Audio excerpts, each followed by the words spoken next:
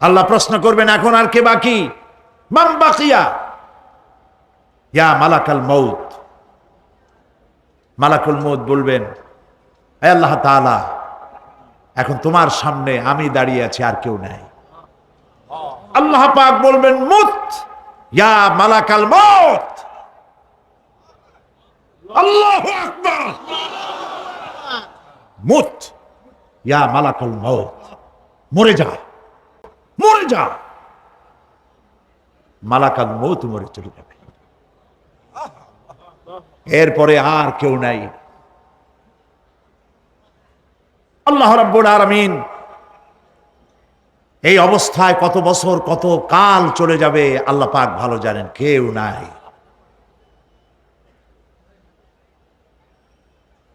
আজকের রাজত্ব কার? আল্লাহ প্রশ্ন করবেন, আজকের রাজত্ব কার? আল্লাহ পাক আওয়াজ দিবেন, বলবেন, আজকের রাজত্ব কার? কোনো জবাব নাই, আকাশের নাই, জমিনের নাই, আকাশও তো নাই, কারো কোনো জবাব নাই। আল্লাহ পাক বলবেন, লিল্লাহি ওয়াহিদুল কাহ্হার। আজ একমাত্র রাজত্ব হচ্ছে পরাক্রমশালী আল্লাহ রাব্বুল আলামিনের। কেমনে এই পৃথিবীকে ধ্বংস করা হবে?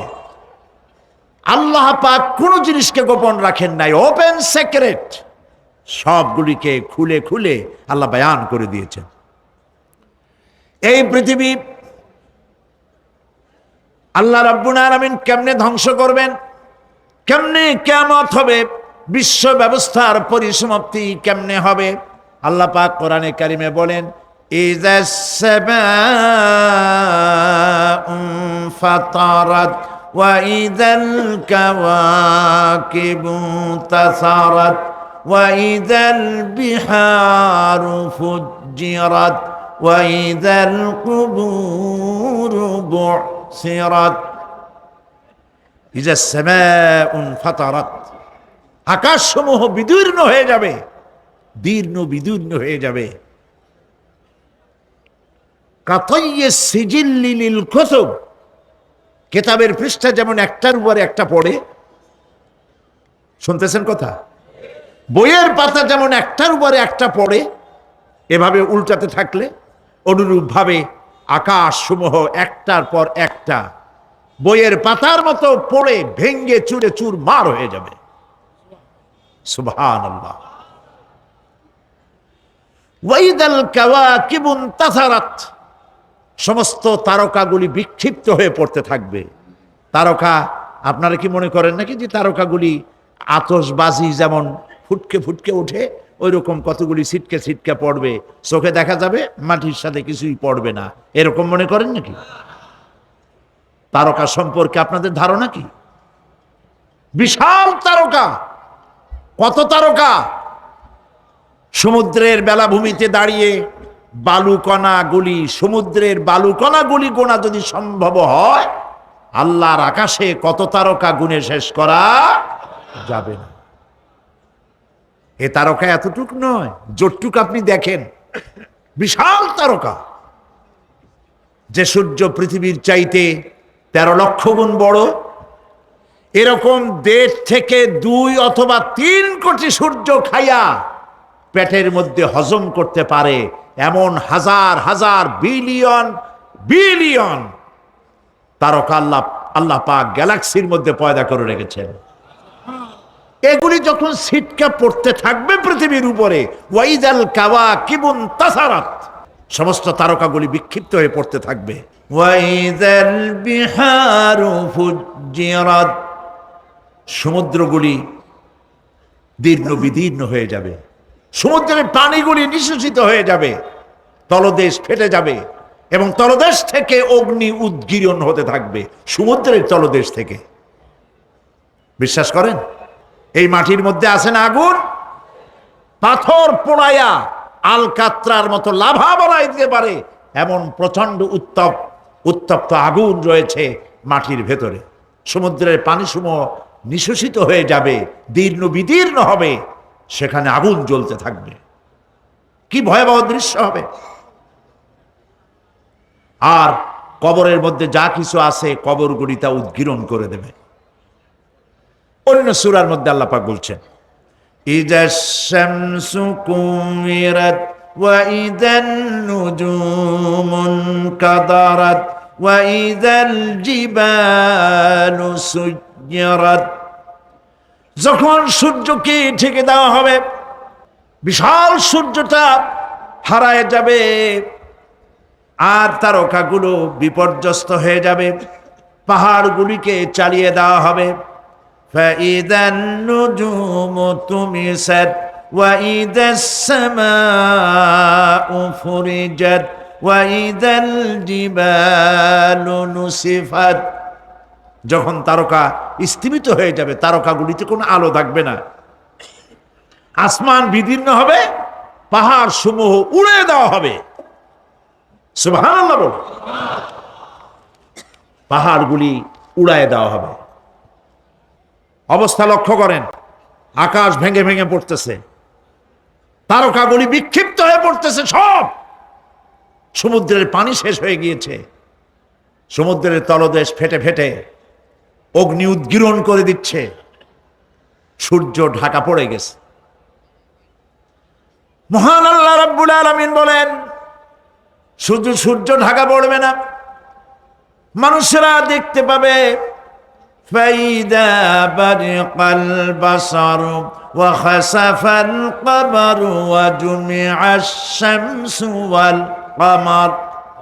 যখন চক্ষু বিস্ফারিত হবে, মানুষের চোখগুলি ছানা বড়া হয়ে যাবে, এই দৃশ্য দেখে চাঁদে আলো নাই, সূর্যতে আলো নাই, চাঁদ আর সূর্য দুটি একাকার হয়ে যাবে।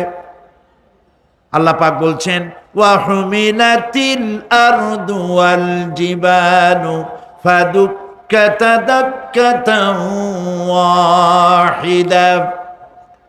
জমিন আর পাহাড়গুলোকে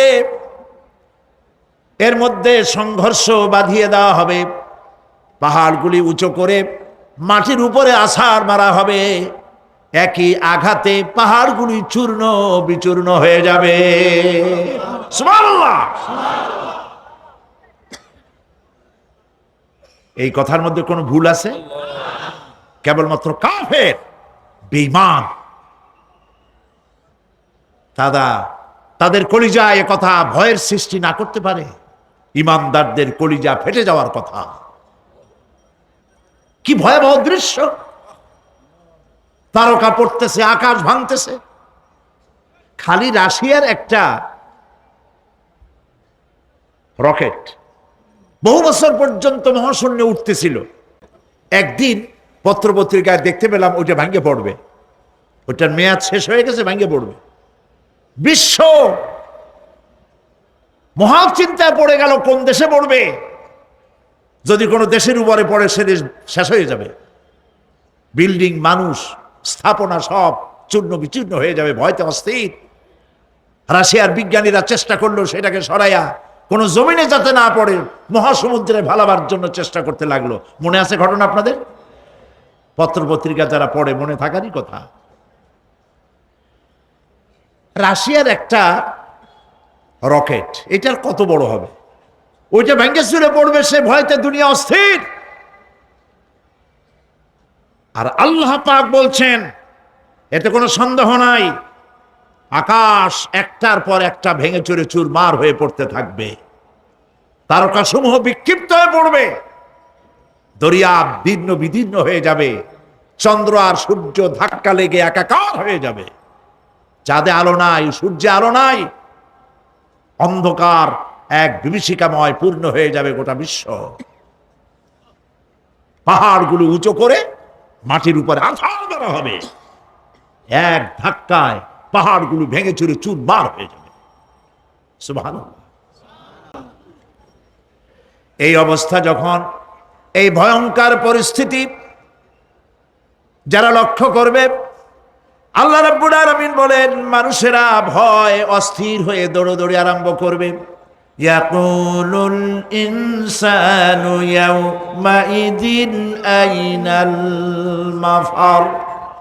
মানুষেরা পাগলের মতো শুধু দৌড়াদৌড়ি করবে আর বলবে, পালাবো কোথায়, ভাগবো কোথায়। কোথায় যাব? আল্লাহ রাব্বুল আলামিন জবাবে বলেন, কাল্লা লা ওয়াজারা ইলা রাব্বিকা ইয়াউমাইযিনিল মুস্তাকার। কখনই নয়, ভাগবার জায়গা নাই, পালাবার জায়গা নাই। আল্লাহ রাব্বুল আলামিনের আশ্রয় ছাড়া কোনো আশ্রয় নাই। এই বিভীষিকাময় দৃশ্য হয়ে যাবে, সব মরে যাবে, কেউ বাঁচবে না। মালাকুল মউতকে আল্লাহ পাক জিজ্ঞেস করবেন, কে এখন বেঁচে আছে আর কারা বেঁচে আছে? তিনি বলবেন, হযরতে জিবরাইল, হযরতে মিকাইল, হযরতে ইসরাফিল। আল্লাহ পাক নির্দেশ করবেন, এদের জান কবজ করো। ইসরাফিল, মিকাইল জান কবজ হবে। হযরতে জিবরাইল আমিন শাদীদুল কুওয়া, প্রচন্ড ক্ষমতা আল্লাহ তাকে দান করেছেন, সুবহানাল্লাহ বলেন। দুনিয়ার সব নবীদের কাছে বাণী বহন করে নিয়ে আসছেন পূর্ণ অথেন্টিসিটির সাথে, সুবহানাল্লাহ। আল্লাহ পাক যাকে বলেছেন রূহুল আমিন। নবী করিম সাল্লাল্লাহু আলাইহি সাল্লামের মেরাজের রাত্রে যে কথা বলা হয়েছে, ওয়ালাকাদ রাহু বিল উফুকিল মুবিন, পশ্চিম দিক বলয় তিনি যা দেখতে পেয়েছিলেন, তাফসীর বলছে হযরতে জিবরাইলের পূর্ণ আকৃতিতে নবী করিম সাল্লাল্লাহু আলাইহি সাল্লাম তাকে দেখতে পেয়েছিলেন। হযরতে জিবরাইল যখন দুনিয়া আসেন, কোন কোন কিতাবে লেখা হয়েছে 600 ডানা আছে তার, দুই ঝাপটায় আকাশ থেকে জমিনে চলে আসেন, সুবহানাল্লাহ। হযরতে জিবরাইলকে আল্লাহ পাক বলবেন তাকে মওত দাও, হযরতে জিবরাইলও বিদায় হয়ে যাবে। আল্লাহ পাক বলবেন, ইয়া দুনিয়া আইনা শুজারুকি, হে পৃথিবী তোর গাছগুলা কই? ইয়া দুনিয়া আইনা জিবালুকি, হে পৃথিবী তোর পাহাড়গুলা কই? আইনাল জব্বারিন, স্বৈরাচারেরা কোথায়? কারো কোনো জবাব হবে না। আল্লাহ পাক এরপরে আবার মানুষগুলিকে জিন্দা করবে, সুবহানাল্লাহ। ওয়া ইযাল কুবুরু বু'থিরাত, যা কিছু মাটির মধ্যে লুক্কায়িত ছিল সবগুলি আল্লাহ পাক বের করে নিয়ে আসবেন। হাসরের ময়দান হবে, উপস্থিত হবে সমস্ত মানুষ, কেউ পলায়ে থাকতে পারবে না কোথাও। কুমিরে যারে খাইছে, বাঘে যারে খেয়েছে, আগুনে যারে পোড়াইছে, পানিতে যে পচে গেছে, পোকামাকড়ে যারা খেয়েছে, কোনো পথ নাই। সবাই আল্লাহর দরবারে উঠবে, পায়ে জুতা নাই, মাথায় কাপড় নাই, পরনে কোনো কাপড় চোপড় নাই, উলঙ্গিনী। উম্মুল মুমিনিন হযরতে আয়েশা সিদ্দিকা রাদিয়াল্লাহু তাআলা আনহা, নবী করিম সাল্লাল্লাহু আলাইহি ওয়াসাল্লামের জবান মোবারকে এটা শুনে কেঁদে ফেললেন। বললেন, ইয়া রাসূলুল্লাহ, আমারও কি সেই অবস্থা হবে? তিনি বললেন, হ্যাঁ। উম্মুল মুমিনিন বললেন, ইয়া রাসূলুল্লাহ, তখন কি আমার শরম হবে না? আল্লাহর নবী বললেন, কিয়ামতের এই বিভীষিকাময় দৃশ্য দেখে মানুষের দিকে তাকাবার কোনো হুঁশ থাকবে না। সব মানুষ উপরের দিকে তাকায় থাকবে, নিচে তাকাবার কারো কোনো ক্ষমতা থাকবে না। মানুষ অস্থির হয়ে যাবে। সেই হাসরের ময়দান, বিচারক আল্লাহ রাব্বুল আলামিন প্রত্যেকটি মানুষকে তার কৃতকর্মের জন্য হিসাব দিতে হবে। আল্লাহ রাব্বুল আলামিন বলেন, পরকালীন জীবনের ব্যবস্থাপনাটা কেমনে হবে শোনো। ইন্নাস সামআ ওয়াল বাসারা ওয়াল ফুআদা কুল্লু উলাইকা কানা আনহু মাসউলা। কিয়ামতের দিন প্রত্যেকটি মানুষকে তার শ্রবণ সম্পর্কে, তার দৃষ্টি সম্পর্কে আর অন্তঃকরণের কল্পনা সম্পর্কে প্রত্যেকটি ব্যাপারে আল্লাহ পাক জিজ্ঞাসা করবেন। কান দিয়েছিলাম, কি শুনেছো? যা শুনছো তা আমল করেছো কিনা? আমার নিষেধ করা জিনিসগুলি শুনছো নাকি? কানের জবাব দিতে হবে। কান আল্লাহ পাক দিয়েছেন, সুবহানাল্লাহ। আল্লাহ পাক দিয়েছেন কান। এই কান দুটো যার নাই, কান আছে শুনতে পায় না, কত বড় কষ্টে আছে সে। মানুষে চিল্লায় কথা কয়, সে বুঝেই না। আছে না এমন? এই কানের সম্পর্কে প্রশ্ন করা হবে, শ্রবণ সম্পর্কে, দর্শন সম্পর্কে প্রশ্ন করা হবে। যা দেখতে নিষেধ করেছি সেগুলো দেখছো নাকি? এর শুকরিয়া আদায় করেছো নাকি? দুটি চোখ, এর শকর আদায় করা কি সম্ভব ভাই? আদায় করা সম্ভব? এই দুটি চোখ যদি না থাকতো, আমার গর্ভধারিণী মাকে দেখতে পারতাম না। এই সুন্দর চোখ দুটি যদি আল্লাহ না দিতেন, আল্লাহর এই সুন্দর সৃষ্টি দেখা থেকে বঞ্চিত হয়ে যেতাম। আল্লাহকে বলি, মনিব, হে বিশাল আকাশের মালিক, তুমি দয়া করে না চাইতে আমাদের শরীরে যা দিছো নিয়ামত, মৃত্যুর আগে ছিনায় নিও না। দুটি চোখের শকর আদায় করতে পারবো না। চোখের মধ্যে পানি আছে, কান্নার পানি না, সব সময় চোখে পানি আছে। চোখে আমরা পলক দেই না? কত কুদরত আল্লাহ পাকে। এই পৃথিবীতে দিনে রাতে অসংখ্য পলুয়েশন, রোগ জীবাণু সমানে উঠতেছে। এখন যদি মাইক্রোস্কোপ যন্ত্র এখানে থাকতো, তাহলে দেখতেন এই পরিবেশটা কত দূষিত, কত পলুয়েশন, কত জার। এগুলি নাকের মধ্য দিয়ে পেটে যাচ্ছে, চোখের মধ্যে ঢুকতেছে। ক্রমাগত চোখের ভিতরে ধুলাবালি ঢুকবে, আর পরিষ্কারের কোনো ব্যবস্থা যদি না করা হয়, চোখের দৃষ্টি নষ্ট হয়ে যেতে পারে। এই জন্য আল্লাহ রাব্বুল আলামিন চোখের ভিতরে মেডিসিন রূপী এক প্রকারের পানি রেখেছেন, আর অটোমেটিক চোখের পাতা ওঠানামা করে প্রতি মুহূর্তে চোখকে ক্লিন করে দিতেছে। এই চোখ সম্পর্কে আল্লাহ রাব্বুল আলামিন প্রশ্ন করবেন, অন্তঃকরণ সম্পর্কে প্রশ্ন করবেন। জবাব দেওয়া সেদিন বড়ই কঠিন হয়ে যাবে। এই জন্য আল্লাহ রাব্বুল আলামিন দুনিয়াবাসীকে সতর্ক করে দিচ্ছেন। তিনি আরো বলছেন, ওয়ালাকাদ খালাকনাল ইনসানা ওয়া না'লামু মা তুওয়াসবিসু বিহি নাফসু ওয়া নাহনু আকরাবু ইলাইহি মিন হাবলিল ওয়ারিদ। মানুষ সৃষ্টি করেছি আমি, তার অন্তঃকরণে কি চিন্তা হয়, কি কল্পনা হয় তাও জানি আমি। আর আমি আমার বান্দার যেই সাহারাগের উপরে মাথাটা খাড়া আছে, এই রোগের চাইতেও আমি বান্দার বেশি নিকটে। আল্লাহ পাক গোপন রাখেন নাই, বলে দিছেন আমি কিন্তু এখানে আছি। সুবহানাল্লাহ। আচ্ছা বলেন তো, আল্লাহ কোথায় আছেন? এটি একটি মুশকিলের প্রশ্ন। সাধারণত লোকেরা বলে আল্লাহ সব জায়গায় আছে। এই কথা, এই জবাব সঠিক নয়। আকীদা সাফ হতে হবে। আল্লাহ সব জায়গায় আছে এই কথা সঠিক নয়।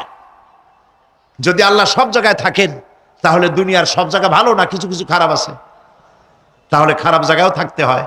নাউযুবিল্লাহ বলেন। আল্লাহ কোথায় আছে এই প্রশ্ন আল্লাহরই করি। সওয়ালে মুকদ্দারের জবাব, পৃথিবীর মানুষ আল্লাহকে প্রশ্ন করবে তুমি কোথায় আছো। রব্বুল আলামিন প্রশ্ন করার আগে জবাব দিয়ে দিয়েছেন, আর রাহমানু আলাল আরশি ইস্তাওয়া। আল্লাহ পাক আরশে আজিমে আছেন। কোথায় আছেন বলে? এক আঙ্গুল আকাশের দিকে উঁচু করে বলেন, আল্লাহ কোথায় আছেন? আরশে আজিমে আছেন। সুবহানাল্লাহ। তবে আরশে আজিমে আছেন যে অবস্থা এমন নয় যে তিনি সাংঘাতিক রকমের কুয়াশার কারণে বাংলাদেশে কি হইতেছে তা দেখতে পান না। সে আল্লাহ রাব্বুল আলামিন সব কথা পরিষ্কার করে বলেছেন, আমি তোমার ঘাড়ের কাছে। তার মানে আল্লাহর ইলম, তার নজর, তার সামা এবং তার বাসার, তার দেখা, তার শোনা, তার ইলম সবটা আমাকে ঘিরে আছে, আমি তার বাইরে নাই। আল্লাহ মানুষকে সতর্ক করতেছেন, মা ইয়ালফিযু মিন কাওলিন ইল্লা লাদাইহি রাকীবুন আতীদ। মানুষ এমন কোনো কথা বলে না যা আমার ফেরেশতারা রেকর্ড করে না রাখে। যা করো তাও লেখা হয়, যা বলো তাও লেখা হয়ে যায়। দুনিয়ায় গোয়েন্দা বিভাগ আছে, আমার দেশে গোয়েন্দা বিভাগ আছে না? কি নাম কত দুই একটা আন্দাজে কইলো আছে, CID, DIB, DFI, army intelligence, কত রকম গোয়েন্দা আছে, কত বাহিনী আছে, আপনি টের পাবেন না। পাগড়ি একটা বান্ধি আপনার সামনে বসা, আপনি বুঝবেন না যে আপনার আমল নামা রেকর্ড করতেছে ওখানে বসে। আপনি তো মনে করেছেন দরবেশ সাহেব 6 সেল্লা দিয়ে আসছে, কিন্তু তিনি গভর্নমেন্ট অফিসার, আপনার সর্বনাশ করতেছে, আপনি টের পাচ্ছেন না। এইটা যদি মানুষের রাষ্ট্র ঠিক রাখার জন্য দুনিয়ার সরকারের দরকার হয়, তাহলে আল্লাহ পাকের এই বিশাল সাম্রাজ্য রক্ষা করার জন্য আল্লাহর গোয়েন্দা বিভাগ নাই? আল্লাহ রাব্বুল আলামিন তার গোয়েন্দা বিভাগ কাজ করতেছি, আমরা বিশ্বাস করি না, আমরা বুঝতে পারি না, যার জন্য অন্যায়ের মধ্যে লিপ্ত হয়ে যাই। একবার আমি লন্ডন শহরে রাত্রে যাচ্ছি, রাত 2টা-2:30 হবে। প্রতিমধ্যে রেড সিগন্যাল জ্বলল, গাড়িটা থামায় দিল, সামনে আর গাড়ি টাড়ি নেই। আমি ড্রাইভারে বললাম যে গাড়ি টাড়ি তো নাই সামনে, আমরা তো ইচ্ছা করলে যেতে পারি। ড্রাইভার বলল পারি, কিন্তু যাব না। কেন যাবেন না? বলল যে এই সিগন্যালের সাথে ক্যামেরা আছে, অটোমেটিক ক্যামেরা। আমি যদি এখান থেকে এটাকে ক্রস করি, তাহলে আগামীকাল কোর্ট থেকে আমার নামে চিঠি আসবে। রাত 2:45, এই রঙের গাড়ি, এত নাম্বার গাড়ি, এবং আপনার চেহারা শরীফ এই, আপনি রাত 2:45 সময় রেড সিগন্যাল অমুক এলাকা থেকে ক্রস করেছেন, মেহেরবানি করে কোর্টে আসেন আর জরিমানা দিয়ে যান। এই লোকটি এইখানে ক্যামেরা আছে, এটা চোখে দেখছে, সেই জন্য বিশ্বাস করলো। কিন্তু এই ক্যামেরায় স্ন্যাপ নেওয়ার জন্য কোনো ক্যামেরা ম্যান নাই, অথচ গাড়ি ক্রস করলেই, ওভার স্পিড করলেই ছবি তুলে ফেলবে। এই বুদ্ধিটা কে দিছেন? যিনি এই বুদ্ধিটা দিলেন, তার কাছে এমন কোনো বুদ্ধি নাই যে আপনার আমার অনবরত অটোমেটিক ক্যামেরা দিয়ে জীবনের সব কিছু আমাদের ধরে রাখে, এরকম কোনো ক্যামেরা থাকতে পারে না। পারে কি না? কিন্তু আমাদের কপাল খারাপ। ওই যে সিগারেটের প্যাকেটে লেখা আছে সংবিধিবদ্ধ সতর্কীকরণ, ধূমপান স্বাস্থ্যের জন্য ক্ষতিকর। প্যাকেটে লেখা আছে, হাতের মুঠায় ধরিয়া সিগারেট ধরে টান মারিয়া উপরে ফু দিয়া তাকায় দেখে ফু যায় কদ্দুর। ওইখানে ক্যামেরার সাথে কোনো মানুষ নাই, ক্যামেরা আছে তাই বিশ্বাস করে, কিন্তু আল্লাহর ক্যামেরাগুলি চোখে দেখে না। ওখানে যেমন রেড বর্ডার আছে, আল্লাহ রাব্বুল আলামিন জীবনের প্রত্যেকটি মোড়ে মোড়ে রেড বর্ডার লাগায় দিয়েছেন। জেনা করো না, একটি রেড সিগন্যাল। মদ পান করো না, আরেকটি রেড সিগন্যাল। মিথ্যা কথা বলো না, আরেকটি রেড সিগন্যাল। অহংকার করো না, আরেকটি রেড সিগন্যাল। বউকে বেপর্দা করো না, আরেকটি রেড সিগন্যাল। সুদ খেও না, ঘুষ খেও না, আরেকটি রেড সিগন্যাল। অসংখ্য রেড সিগন্যাল দিয়ে আল্লাহ পাক বলছেন তিলকা হুদুদুল্লাহ, এই হচ্ছে আল্লাহর বর্ডার। ফালা তাতাদুহা, অতএব আল্লাহর বর্ডারকে ক্রস করো না। কে নিষেধ করেছেন? কে নিষেধ করেছেন? মানুষেরা বিশ্বাস করে না। আল্লাহ রাব্বুল আলামিন কোরআনে কারীমের মধ্যে বলছেন, ইয়ালামু খায়িনাতাল আ'য়ুনি ওয়া মা তুখফিস সুদূর। তোমার কথাগুলি রেকর্ড হয়, তোমার কাজগুলি রেকর্ড হয়, এমনকি তোমার মনের ভিতরে যে কল্পনা হয় সেগুলো রেকর্ড হয়। আর চোখে কি লুকোচুরি খেলে আল্লাহ তাও জানতে পারে। সানগ্লাস পরে চোখের ফাঁক দিয়া কারে দেখো, কেউ টের পায় না। টের পায় কে? জোরে বলেন আল্লাহ পাক। মহান আল্লাহ রাব্বুল আলামিন বলেন, কোন গুনার কাজ করে, কোন সামান্যতম গুনার কাজ করেও এড়াতে পারবে না, এবং সামান্যতম ভালো কাজ করলেও তাতে পুরস্কার থেকে মাহরুম হবে না।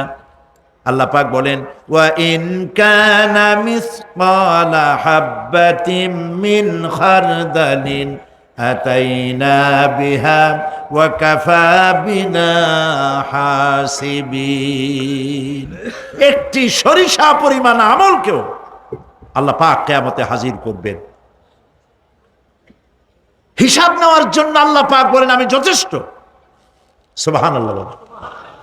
হিসাব নেওয়ার জন্য আল্লাহ পাক যথেষ্ট। হযরত ওমর রাদিয়াল্লাহু তাআলা আনহু, আমিরুল মুমিনিন, খলিফাতুল মুসলিমিন হযরত ওমর ইবনুল খাত্তাব বলেন রাদিয়াল্লাহু তাআলা আনহু, সুবহানাল্লাহ। কোথা থেকে আল্লাহ কোথায় নিয়ে গেছেন? নবীর হত্যা করতে আসছিলেন, আর আল্লাহ তারে কোথায় নিয়ে গেছেন? সুবহানাল্লাহ। নবীজি বলেছেন, লা নবিয়্যা বাদি ওয়ালা রাসূলা, আমার পরে নবীও হবে না, রাসূল হবে না।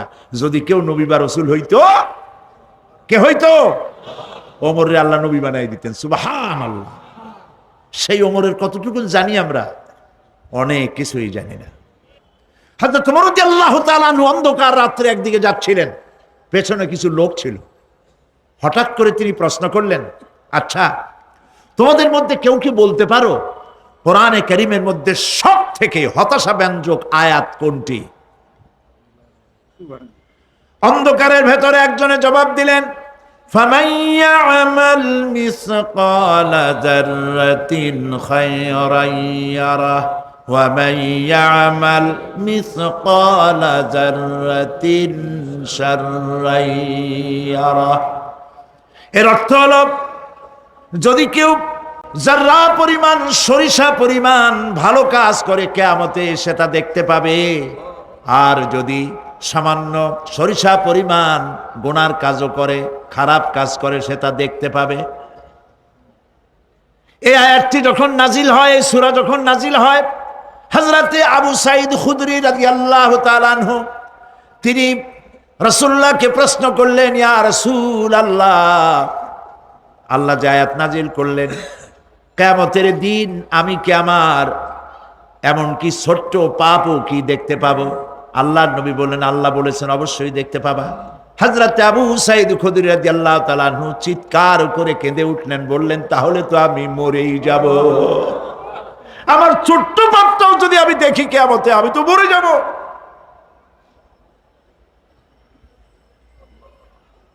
হযরত ওমর রাদিয়াল্লাহু তাআলা আনহু অন্ধকারের ভিতরে হাঁটতেছেন আর কাঁদতেছেন, হাঁটতেছেন আর কাঁদতেছেন। কিছু দূর অগ্রসর হয়ে তিনি প্রশ্ন করলেন, আচ্ছা, কেউ কি বলতে পারো কোরআনে কারীমের মধ্যে সব থেকে আশাব্যঞ্জক আয়াত কোনটি? পেছন থেকে অন্ধকারের ভেতর থেকে আওয়াজ এলো, লা তাকনাতু মির রাহমাতিল্লাহ, আল্লাহর রহমত থেকে, দয়া থেকে নিরাশ হয়ে যেও না, হতাশ হয়ে যেও না। হযরত ওমর কাঁদতে কাঁদতে জিজ্ঞেস করলেন, তোমাদের মধ্যে আব্দুল্লাহ ইবনে মাসউদ আছে নাকি? হযরত আব্দুল্লাহ ইবনে মাসউদ বললেন, আমি তো বললাম, আমি জবাব দিলাম। সুবহানাল্লাহ। রাইসুল মুফাসসিরিন হযরত আব্দুল্লাহ ইবনে মাসউদ রাদিয়াল্লাহু তাআলা আনহু, তার পা খুব ছোট ছিল।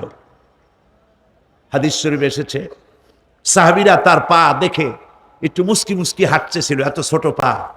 নবী করিম সাল্লাল্লাহু আলাইহি ওয়াসাল্লাম বললেন, আব্দুল্লাহ ইবনে মাসউদের পা ছোট দেখে হেসো না, কিয়ামতের দিন আব্দুল্লাহ ইবনে মাসউদের ছোট্ট পাটা উহুদ পাহাড়ের চাইতে ওজন বেশি হয়ে যাবে। সুবহানাল্লাহ, সুবহানাল্লাহ। প্রিয় ভাই সব, এই হচ্ছে নবী করিম সাল্লাল্লাহু আলাইহি ওয়াসাল্লাম। তিনি মানুষের সামনে এসব কথাগুলি পরিষ্কার করে বলে দিয়েছেন। সেদিন কোন উপায় থাকবে না, সেই কিয়ামতের মাঠ। واتقوا يوما لا تجزي نفس عن نفس شيئا ولا يقبل منها شفاعة ولا يؤخذ منها عدل ولا هم ينصرون। সেদিন কেউ কারো সাহায্যে এগিয়ে আসবে না। প্রিয় ভাই সব, অসহায়, এর ইংরেজি হচ্ছে হেল্পলেস। এই পৃথিবীতে আক্ষরিক অর্থে কোনো মানুষ হেল্পলেস হয় না, অসহায় হয় না। কেউ না কেউ সহায় হয়েই যায়, হয় স্বামী, না হয় পিতা, না হয় ছেলে, না হয় মেয়ে, না হয় আত্মীয়, না হয় সরকার। কেউ না কেউ সহায় হয়েই যায়। একেবারে হেল্পলেস এটা পৃথিবীতে হয় না। অসহায় কারে বলে? কিয়ামতের মাঠে মানুষ তা টের পাবে। আল্লাহ তাআলা কিয়ামতের দিন তুমি আমাদেরকে অসহায় করে দিও না। কিয়ামতের দিন তুমি আমাদের জন্য সহায় হয়ে যেও। আল্লাহ পাক বলছেন, সেদিনটি ভয় করো যেদিন কেউ কারো সাহায্যে এগিয়ে আসবে না, কারো পক্ষে কোনো সুপারিশ গ্রহণ করা হবে না, কারো কাছ থেকে কোনো বিনিময় গ্রহণ করা হবে না, কাউকে কোনো সাহায্যও করা হবে না। ইন্না লিল্লাহি ওয়া ইন্না ইলাইহি রাজিউন। আল্লাহ রাব্বুল আলামিন বলেন, লান তানফাকুম আরহামাকুম ওয়ালা আওলাদুকুম ইয়াউমাল কিয়ামাহ। কিয়ামতের দিন তোমাদের আত্মীয় স্বজন, তোমাদের সন্তান সন্ততি তোমাদের জন্য কিছু মাত্র কাজে লাগবে না। ইয়াউমা ইয়াফিরুল মারউ মিন আখিহি ওয়া উম্মিহি ওয়া আবিহি ওয়া সাহিবাতিহি ওয়া বানিহি। সেদিন মানুষ তার ভাই, মা বাপ, স্ত্রী ও সন্তান থেকে পলায়ন করবে। সেদিন প্রত্যেকে নিজ নিজ অবস্থায় পতিত হয়ে যাবে। পিতা তার সন্তানকে পরিচয় দেবে না, মা তার সন্তানকে চিনবে না, সন্তান তার মাকে চিনবে না। মানুষগুলি দৌড়াতে থাকবে, পালাতে থাকবে, কেউ কারো সাহায্য সেদিন করতে পারবে না। আমার প্রিয় ভাইয়েরা, সেই কিয়ামতে আল্লাহ পাক আমল নামা আল্লাহর আদালতে মানুষের সামনে পেশ করা হবে। পার্থিব জীবনে মানুষ যা কিছু করেছে কোন জিনিস লুকায় রাখতে পারবে না, সব প্রকাশ পেয়ে যাবে।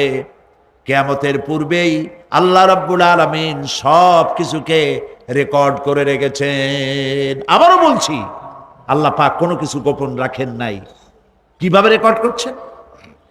وَكُلَّ إِنسَانٍ أَلْزَمْنَاهُ طَائِرَهُ فِي عُنُقِهِ وَنُخْرِجُ لَهُ يَوْمَ الْقِيَامَةِ كِتَابًا يَلْقَاهُ مَنشُورًا। প্রত্যেকের ভালো মন্দ কর্মলিপি আমি তার গলায় ঝুলাই দিছি। আমি তার জন্য কিয়ামতের দিন একটি কিতাব ওপেন করে দেব, গলায় ঝুলানো আছে। আজ বিজ্ঞানীরা আবিষ্কার করেছে মানুষের শরীরের মধ্যে ডিএনএর কথা। এই ডিএনএর মধ্যে সে কেমন হবে, তার প্রজ্ঞা, তার মেধা ইত্যাদি সবকিছু ওর মধ্যে ডিএনএর ভিতরে বিজ্ঞানীরা খুঁজে পাচ্ছে। আল্লাহ পাক মানুষের গলায় একটা টেপ রেকর্ডার লাগাই দিয়েছেন, সুবহানাল্লাহ বলেন। সেই টেপ রেকর্ড আমার এই যে বক্তৃতা ভিডিওতে ধারণ করা হচ্ছে, টেপে ধারণ করা হচ্ছে। এই বুদ্ধিগুলি কে দিছে? আরে ভাই কথা বলবেন তো আল্লাহর নাম জোরে না। এই বুদ্ধি কে দিয়েছেন? যে আল্লাহ বুদ্ধি দিয়ে আপনার আমার কথা রেকর্ড করাইতে পারে সে আল্লাহ পাক আপনাদের আমার সাথে অদৃশ্য একটি টেপ রেকর্ড গলার মধ্যে ঝুলায় রাখছেন। এটা বিশ্বাস করবেন না? কিয়ামতের দিন এই রেকর্ড তার সামনে আল্লাহ পাক বলেন একটা কিতাব ওপেন করে দেব, তারপরে বলা হবে ইকরা কিতাবাকা কাফা বিনাফসিকাল ইয়াউমা আলাইকা হাসিবা। তাকে বলা হবে নিজের কর্মলিপি পড়ে দেখো, আজ তুমি নিজেই নিজের হিসাবের জন্য যথেষ্ট। পড়ো, কোথায় যাবা? জাহান্নামে যাবা না বেহেশতে যাবা? তুমি নিজেই তোমার হিসাব করার জন্য যথেষ্ট। সুবহানাল্লাহ। সেদিন কোনো সাহায্যকারী পাওয়া যাবে না, ওকালতি করার জন্য কাউকে পাওয়া যাবে না। বিশ্বাস করুন, বিশ্বাস করুন, কোন পীর সাহেব, কোন খাজা বাবা কিয়ামতের দিন আপনার আমার উপকারে আসবে না, আসবে না, আসবে না।